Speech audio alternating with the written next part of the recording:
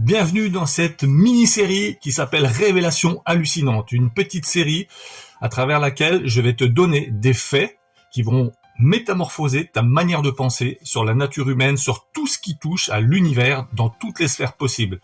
Aujourd'hui, on va commencer avec ce premier épisode sur le fait que peut-être qu'on est au bout d'un cycle de l'humanité, mais que l'humanité, tu vas le voir, a déjà eu un certain nombre de cycles, et tout ce que je te dis, ce sont des choses vérifiables, prouvées, issues de scientifiques, de gens qui ont fait des recherches depuis des décennies, voire des siècles.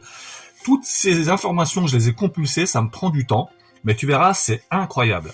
Alors, qu'est-ce qui fait penser qu'on serait dans un cycle, et que ce cycle, ça serait toujours la même chose? L'humanité, à chaque fois, se donne les moyens de s'anéantir ou d'être anéanti par on ne sait pas quoi. Écoute bien jusqu'à la fin parce que c'est vraiment surprenant et ça porte très bien son titre, c'est hallucinant. Tout ce que je te donne aujourd'hui a été fait par des archéologues, des ethnologues, des géologues, issus de textes anciens, de recherches, de trouvailles, de plein de choses que tu peux vérifier toi-même. On va commencer tout de suite en parlant des civilisations englouties avec des preuves matérielles. Par exemple en Inde, au Dwarka, une ville sous-marine qui a été ensevelie et qui a été découverte dans le golfe de Cambay, au large des côtes c'est dur, les noms c'est dur, excuse-moi si je les écorche un peu, au Gujarat. Ça a été découvert en 2001 par le docteur Rao, qui est un archéologue, vraiment j'ai du mal, marin, et qui est reconnu par le gouvernement indien. Qu'est-ce qu'on a trouvé? On a trouvé des structures urbaines symétriques à 36 mètres sous l'eau.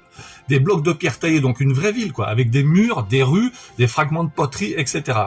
Le plus intriguant, et tu vas voir que tout ce que je vais te donner dans cette mini-série, c'est des trucs de ouf que t'as pas forcément eu l'occasion de savoir. Le plus intriguant, c'est qu'en fait, tous les dogmes d'aujourd'hui font que ce n'est pas possible dans nos croyances par rapport à ce qu'on a découvert avec la science telle qu'elle est depuis qu'on la connaît, c'est-à-dire de moins de 5000 ans. Parce que la datation au carbone 14 de ces objets remonte entre 7500 et 9500 ans avant Jésus-Christ. Donc ça veut dire que si tu regardes les manuels d'histoire, ça correspond à une période selon laquelle officiellement aucun humain, enfin les humains existaient, mais on était plutôt des chasseurs-cueilleurs néolithiques.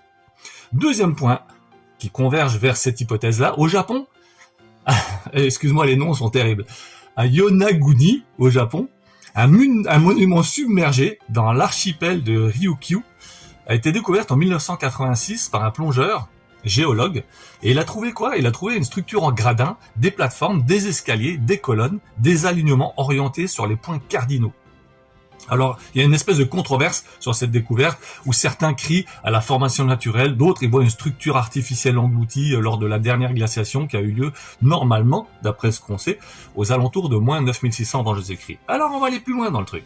Si on réfléchit bien, les mythes anciens avec des traces d'un souvenir collectif d'une humanité disparue, il y en a quand même beaucoup. Et dans toutes les cultures. Il faut quand même savoir qu'il y a plus de 200 cultures sur cette planète, sur les 5 continents, comme les Sumériens, les Égyptiens, les Grecs, les Hindous, dans les Amériques, dans l'Océanie, en Afrique, un peu partout. Et que à l'époque, ce qu'on appelle l'épopée de Gilgamesh, ça a été fait par les Sumériens, en fait, en moins 2600. Et ça décrit un homme qui a été sauvé par un bateau géant d'un déluge provoqué soi-disant par les dieux. Ça, c'est des questions de croyance. Aujourd'hui, on explique ça différemment. Mais le plus intriguant, c'est qu'en même temps, il y a une légende maya qui s'appelle Popol Vuh qui parle de plusieurs tentatives de création humaine par des dieux suivies de destructions massives, dont aussi des fameux déluges. Et dans la Bible, aussi, l'histoire de Noé est une reprise de celle de Gilgamesh. Donc il y a quand même des choses, des coïncidences qui sont pas que folkloriques. Ça pourrait être une espèce de souvenir collectif d'une extinction par une montée brutale des eaux, probablement à la fin de la dernière ère glaciaire, qui était aux environs de moins 9600 avant Jésus-Christ. Alors on va aller plus loin encore aujourd'hui, ne quitte pas les objets, les structures hors contexte. En Turquie, il y a un temple qui a ruiné le narratif. Il a été découvert en 1994 par Klaus Schmidt, donc en 1994. Ça a été daté aussi de moins 9600 à moins 8000 avant Jésus-Christ.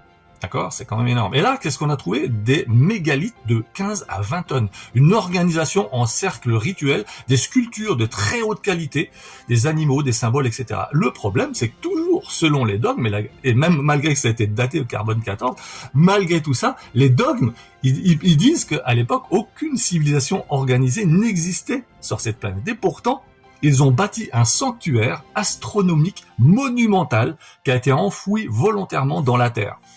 Alors on continue. Ils ont même retrouvé en Afrique du Sud un tas de choses, dont un marteau fossilisé dans du calcaire qui date de plus de 100 millions d'années. 100 millions d'années, on n'est plus à moins de 9600 là, 100 millions d'années. On a retrouvé des boules métalliques forgées, retrouvées dans des couches de pierre vieilles de plus de 2 milliards d'années. Encore mieux quoi. Ça c'était en Afrique du Sud, c'est ce qu'on appelle les objets de Klerksdorp. Désolé, je niaque les noms aujourd'hui. Klerksdorp, c'est un truc comme ça. Et des traces d'usinage sur des roches dans des carrières antiques en Égypte et en Amérique du Sud. Donc là, on est encore plus loin, on remonte à des milliards d'années.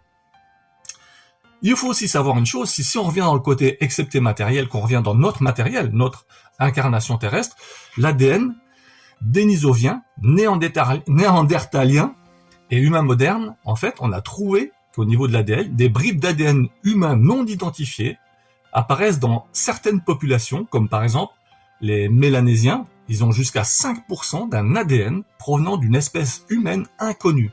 Et tu peux regarder dans d'autres vidéos que j'ai fait, j'ai déjà expliqué que l'ADN peut être codé. Donc ça, c'est très intéressant. L'hypothèse, c'est que l'Homo sapiens n'est pas le seul humain à avoir peuplé la Terre, et il y aurait eu plusieurs humanités, dont certaines plus avancées, et puis qui ont disparu. Et ça, c'est toujours le gros questionnement. Encore plus fort, une cartographie impossible, la mémoire d'un monde ancien qui a été fait, c'est la carte, on appelle ça la carte de Piri Reis. Ça a été fait en 1513. En 1513, elle représente avec une précision incroyable, une précision d'orfèvrerie suisse, d'horlogerie suisse, la côte de l'Antarctique sans glace, comme elle était il y a plus de 6000 ans. Piri Reis affirme avoir compilé cette carte à partir de documents très anciens. Et le plus troublant, c'est que c'est impossible à réaliser à cette époque sans technologie aérienne et sans satellite. Encore plus loin, on va toujours plus loin. Les cycles de destruction qu'on connaît aujourd'hui, il y en a plusieurs. Il y a le Younger Dryas qui a été de moins 12 900 pardon, à 11 600 avant Jésus-Christ, qui a été une période glaciaire soudaine suivie d'un réchauffement brutal. Il y a la fameuse théorie du cataclysme par impact cométaire, ce qu'on appelle la comète de Clovis, qui est confirmée par des couches de suie, d'iridium et de nanodiamants en Amérique du Nord. Le résultat, c'est une extension massive des mégafaunes, la montée brutale des eaux et un changement climatique planétaire. Alors pourquoi je te raconte tout ça? Parce qu'aujourd'hui, on comprend qu'il y a un faisceau d'informations qui existe depuis très très longtemps, dont on ne parle jamais, mais quand tu réfléchis un petit peu et qu'on voit où on en est aujourd'hui dans notre évolution, notre modernité et la conscientisation, on se rend compte que l'être humain est toujours capable de créer des choses pour s'auto-détruire. Et on veut nous faire croire qu'en fait, on serait passé de la boue, en gros, à l'iPhone. Alors qu'en fait, tout prouve aujourd'hui, on ne sait pas, tout prouve aujourd'hui qu'il y a eu d'autres humanités qui ont été éradiquées de la planète. À chaque fois, on est arrivé, on a monté, il y a eu un développement, un modernisme, et hop, on est dégagé. Alors, est-ce qu'on s'auto-détruit? Est-ce que c'est une force qui vient d'ailleurs? Est-ce que c'est des aliens, des extraterrestres? J'en sais rien, qu'importe. Je suis pas là pour ramener des théories par rapport à ça ou en imposer ma propre croyance, en tout cas après aujourd'hui.